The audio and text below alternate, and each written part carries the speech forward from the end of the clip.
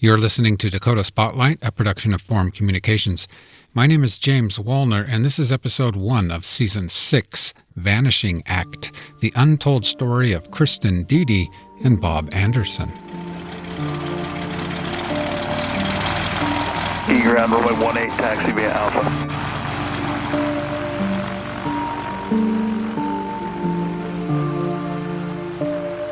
Dark and cold, and it was just a really, really isolated place. I mean, it's just very rural.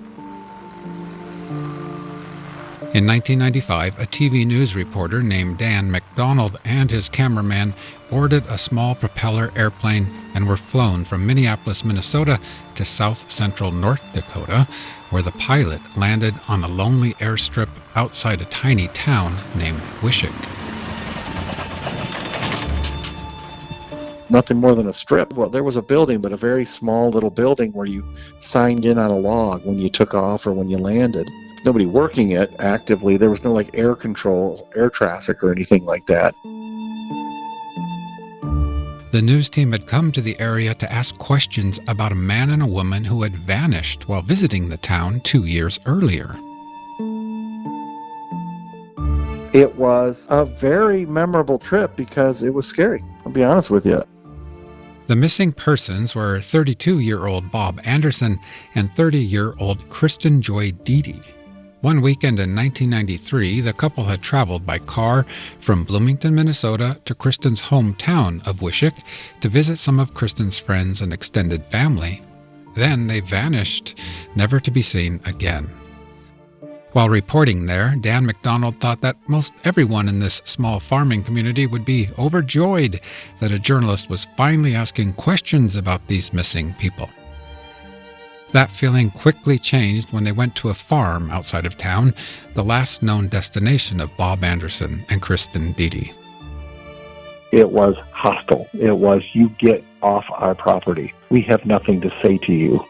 Get off my property or I can make you get off my property.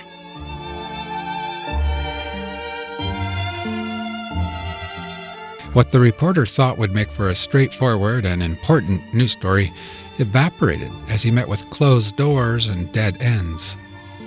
Then the news team discovered they were being followed and watched. Because everywhere we went, it seemed to be the same pickup truck within a couple hundred yards of us. When the news team decided it was perhaps time to leave the area, the mysterious pickup truck followed them to the airstrip. A very ominous presence, what is going on here? We were certainly not welcome in this town. It's been almost 27 years since McDonald left the North Dakota town without any real answers, and over all those years, Bob Anderson and Kristin Diede never returned. They are to this day simply gone, vanished. When McDonald was recently told that Dakota Spotlight podcast would revisit this case, that we would revisit Wishick and the same people he had attempted to question in 1995, he had a word of advice. Be really careful. I just would be really careful. Welcome to Vanishing Act, the untold story of Kristin Diede and Bob Anderson. This is episode 1. Yeah. Hey Lila, what about, do you want to swing with your sister?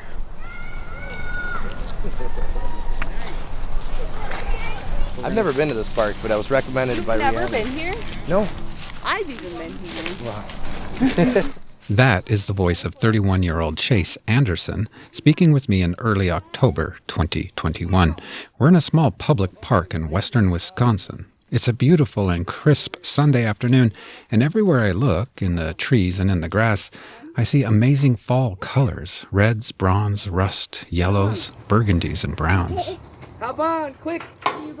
On this Sunday, families are everywhere, and in a grove of trees, 2 professional photographers are taking family portraits in front of a sea of beautiful autumn leaves.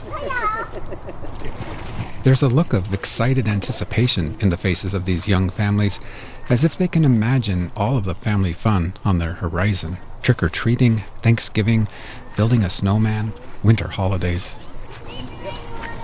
31-year-old Chase Anderson is a family man too. On this day, he's brought along his 2 daughters and his partner, Rhiannon. Rhiannon is 24 years old, the mother of Chase's younger daughter, Wren. Wren is a 7-month-old giggly bundle of happiness. Look at you, good dad. Wren sits perched in her mother's arms and looks on as her half-sister, 6-year-old Lila, swings, slides, and runs in the playground. Can we go to this spooky forest? I follow along and watch Chase Anderson as he pushes his 6-year-old daughter, Lila, on the swing, and he plays right along with her. The other side? Should we? Let's do it. I'm gonna go in here. All right. I think to myself, fatherhood sure comes to him naturally, but maybe I think that because I happen to know he wasn't taught anything by his own father.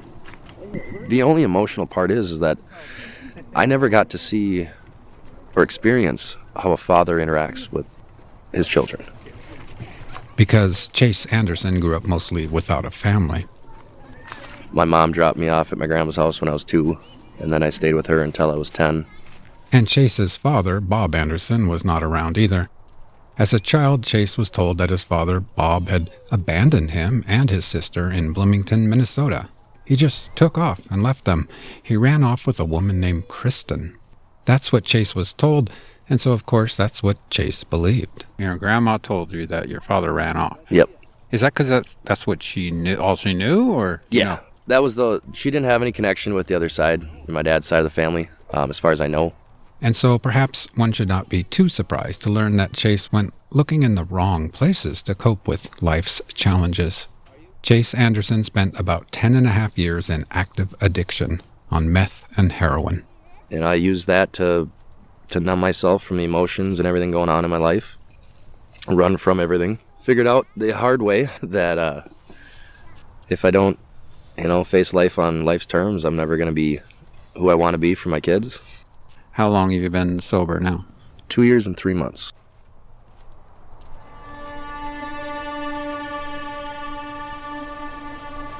Years before Chase became a father himself, he embarked on a quest to find the man that had abandoned him as a child, to find his own father, Bob Anderson. Perhaps to confront him, to ask him why. Why did you just walk away from me and my sister? What did we do wrong? What happened?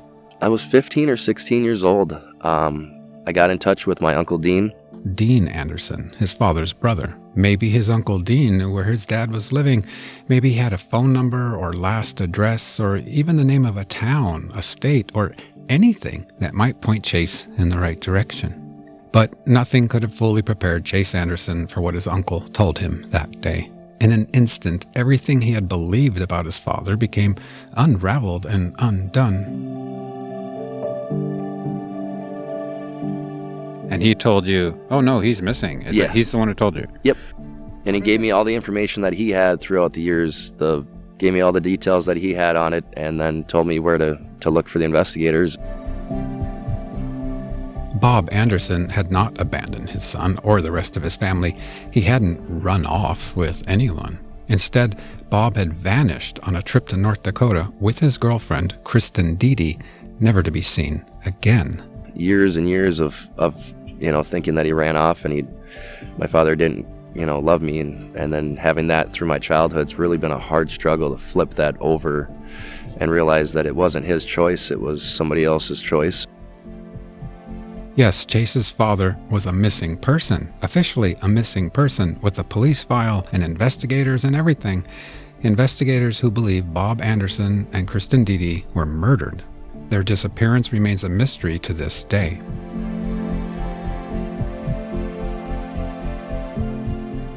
And since that discovery some 15 years ago, Chase Anderson has been on a different kind of quest. No longer a quest to confront his own father, but instead to find answers, to find justice, and to simply understand what did happen to his father and the woman that was with him, Kristin Diede. Law enforcement come out from North Dakota to talk to you. Yeah. How did that go? Really well. It was really surreal. We're finally getting down to the meat and potatoes about what's going on or what they know, what they think. And Chase Anderson is not the only person who wants to know what happened to Bob Anderson and Kristin Diede. For example, I want to know. I've been blogging about this story for several years. And then there are Bob Anderson's siblings and some family members of the missing woman, Kristin Diede. And of course, there is law enforcement in North Dakota. The North Dakota Attorney General's website lists the disappearance as an ongoing cold case. Whee!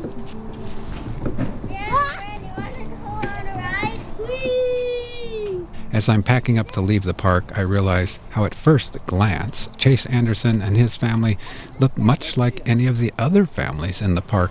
They too are ready for family portraits and Halloweens and holidays. And yet somehow something is also missing and unfinished. No hand.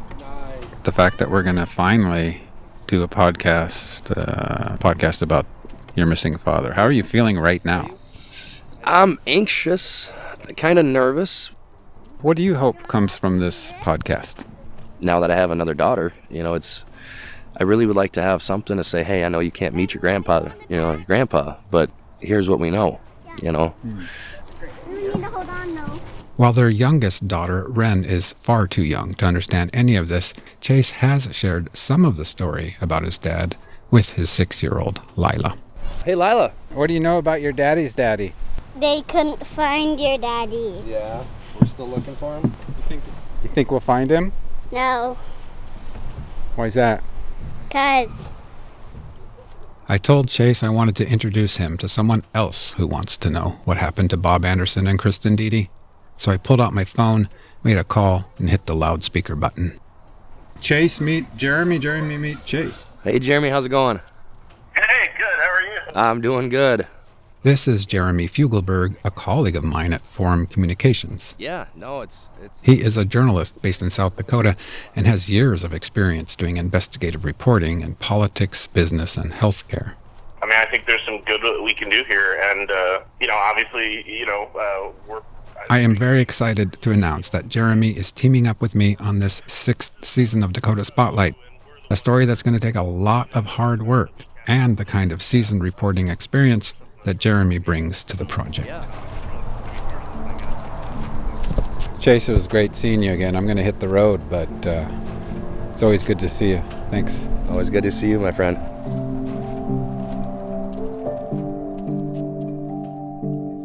Hey, Jeremy, welcome to Season 6 of Dakota Spotlight Podcast. I'm so excited to have you here, man. Thanks, James. I'm really excited to be part of this with you. So what are your thoughts on all this? Well, I'll tell you, obviously we've been working on this now for a few months, and we've uncovered an awful lot. But, I'll say coming in fresh on this at first, and this is what I usually do if I'm reporting, is you go straight to figuring out what are the basic kind of known facts that are out there, right? Like, Sure. where do you start? Yeah. And so for me, as we looked at it, kind of what the foundation of the work that you've done, that we've done together, these are facts that are the best facts that we start with. It comes from limited information from law enforcement and from some very limited reporting from the past from other folks. But these are important to remember going forward because these are not in dispute. So fact number one, we know that Kristin Diede and Bob Anderson traveled from Bloomington, Minnesota to Wishek, North Dakota, which is where Kristin grew up. Mm-hmm. Fact two, they were together when they were last seen on Sunday, August 15th, 1993. 3, their vehicle was later discovered about 100 miles away. 4, this is still considered a cold case by law enforcement. It's been now almost 3 decades since they disappeared, but it's still an active investigation.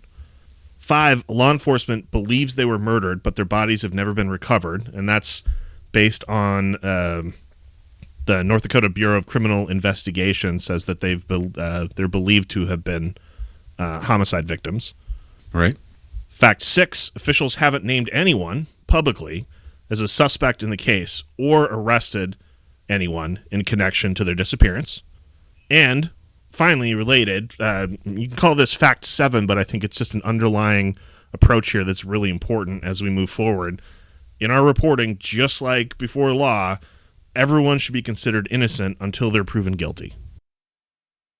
If someone came in starting from scratch, that's what you'd start with, right? I mean, that's your set of, okay, that's the best we got. But, and here's where I want to put on my interviewer hat for a second, James, the first question I asked you when I started this project and one I want to ask you now is this. Why do you care so much about this case? Right. So I've been looking at this for a long time. As I mentioned, I started blogging about this in like 2016 or something. And to answer your question, why do I care? I mean, that has evolved over time. I don't remember why I was doing this, but I was just at my computer for some reason looking at the cold cases listed at the North Dakota Bureau of Criminal Investigation website. They list about 8 to 10 cases there that are cold cases. I come across this case about Kristin, Diede, and Bob Anderson missing, and then I thought, okay, this sounds very interesting. I'm going to go watch the documentary or read the book, or I'm going to read all the articles, in the media in North Dakota, or YouTube videos. I want to learn all about this, which you can usually do. Quite often you can do stuff like that. And I found, from my home on the internet, in 2016, I found nothing. And that was sort of the catalyst. I mean, that's what got me into it. It's like, well, now I really want to know what was going on. So that's kind of really what got me into it. And then before I even started blogging about it, I just found myself doing things to try to find answers. I think that's really valuable work because, I mean, I'll tell you, so in 1993, I would have been 13 years old. I lived in Fargo, North Dakota. We're talking 180 miles roughly from where they disappeared. And I don't remember this at all. I mean, we're talking 2 people that disappeared not very far away from where I lived. And I don't remember it being in the news or anything like that. Right. And last night or a couple days ago, I pulled out an old document. I don't know why I documented everything I did. I mean, we're going back to 2016 or 17 here. And for some reason, I decided I would write down the things I had done. And I was surprised myself when I pulled it out the other night. And I'm going to not get into all the details here, but it's 4 pages long. I'll just read some of the stuff that's in here. I went to the North Dakota State Archives and pulled out microfilm, so old articles of the Wishick Star Tribune, which is the paper in the town where they went missing.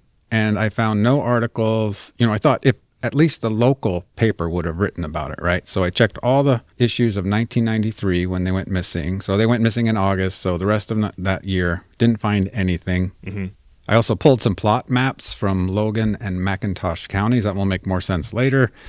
I drove to Wishick 3 times. I went to the library and scanned photos from the high school yearbook. This is just halfway through page 1 of 4 pages. I went to a cemetery or 2. Okay, here's one thing. I interviewed the editor, Fran Mateo of the Wishick Star, and I asked him why there were no articles about this case. And he says he thinks back then in the first year or so, people just thought they would show up sometime, And he says the community still does not talk about this case to this day. And then I'm just going to turn the page here to just page 2 of 4. I won't go through all of this, but I spoke to Kristin Diede's mother. I started getting into this closer. And then I talked to a pastor in Wishick, in the town they disappeared. He said he's never heard of this case. I'm just going to stop with my notes right there for now. But it took me a while to find Bob Anderson's family. And the first person I talked to was, I still remember it to this day. So Bob's brother-in-law, Mike, picks up a phone somewhere in Minnesota, and I start, what do I say? I'm just this guy who's wondering, by any chance, are you related to Bob Anderson, who is missing? And he's like, yes. Well, sometime after that, I traveled to Minnesota. I decided I would start blogging about this. Just on your own? Just on my own, yeah. Again, this is just a hobby or something I'm doing in the evenings. And I met the Andersons. I met several of the Anderson family, including Chase Anderson, who we just heard here. And I'm sort of watching his journey or struggle, I would say, from afar. Like he told us he's had a lot of struggles, right, with drugs and other things. And in fact, just a couple years ago, he was in jail again. And, I think he said he's been clean now, well, as of October, 2 years and 3 months. His childhood obviously has plagued him a lot, right? And I'm rooting for this guy, Chase. He's a good guy. he's a good guy. He just has had a lot of struggles, and he's really, as I think we heard, he just really wants to do the right thing for his kids. But that's why I care more today. And, I get now at this point, I get Christmas cards from the Anderson family and things like that. So that's kind of the background of my journey on all this. I'd say it's just, speaking for myself, it's remarkable for someone to stay as dogged as you've been on this, to try to pull together all the known information. And so I think that's kind of why I'm really excited to be part of putting this podcast out, is that it feels like the sum total of all this work that you've done to kind of get this all together in one spot. You're doing a good thing, and I'm glad we're doing this together.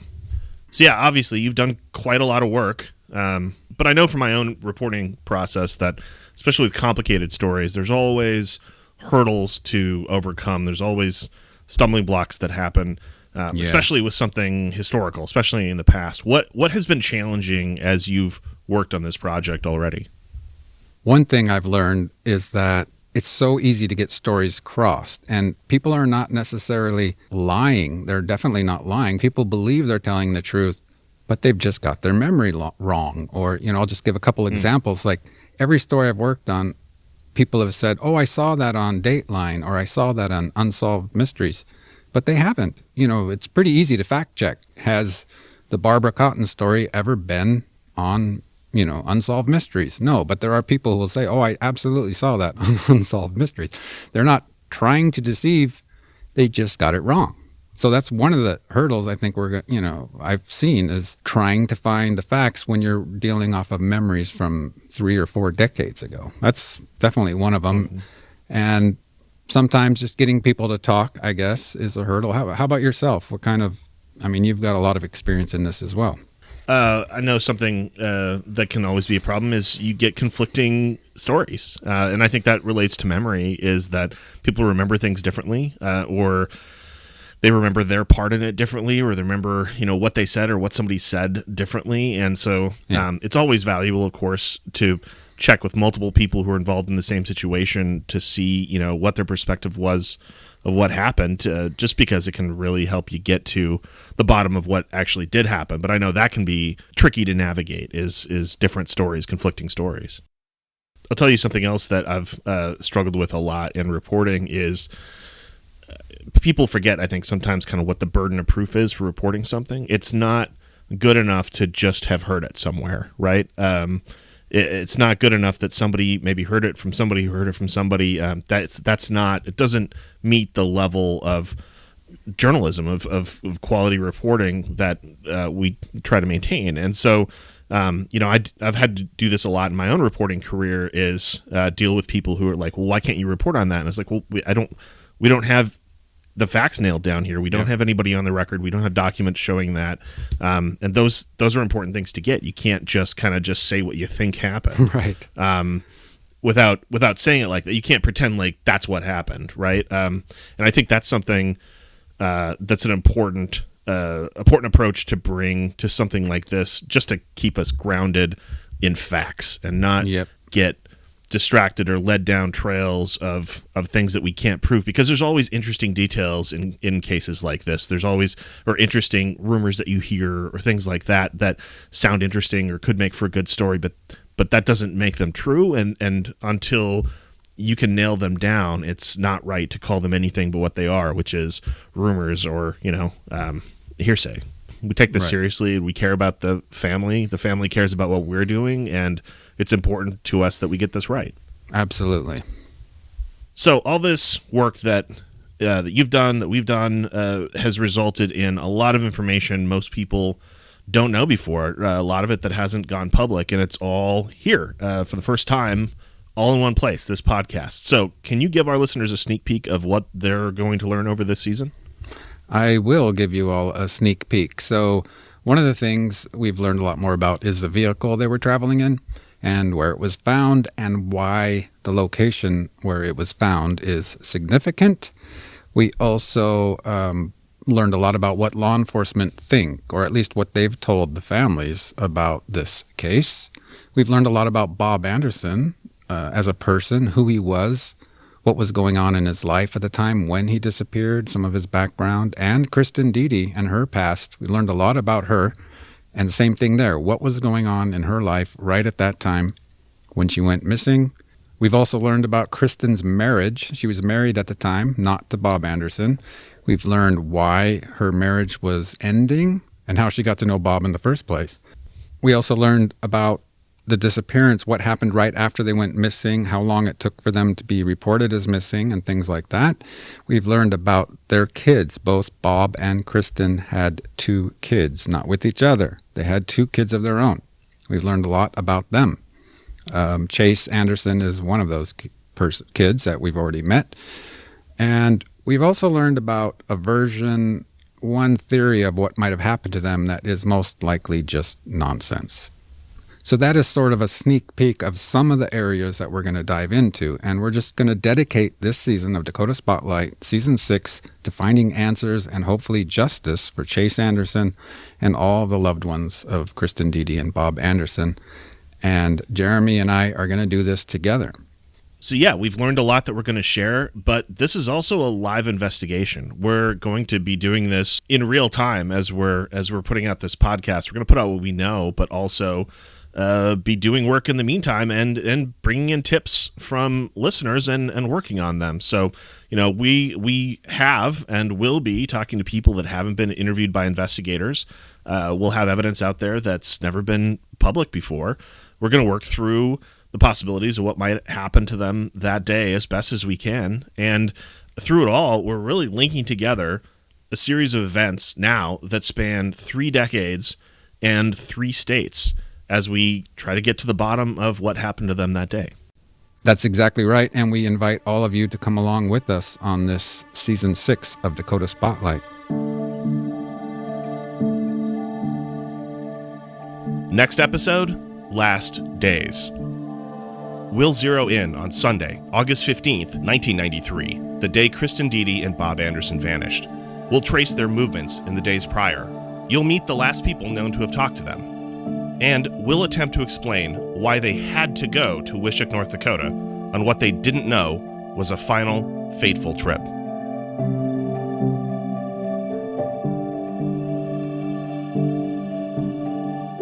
If I could say to her right now, if I could go back, I would tell her, whatever it is you have up there isn't worth it. And that was the last person to see him in our family. A couple of people that just vanished off the face of the earth.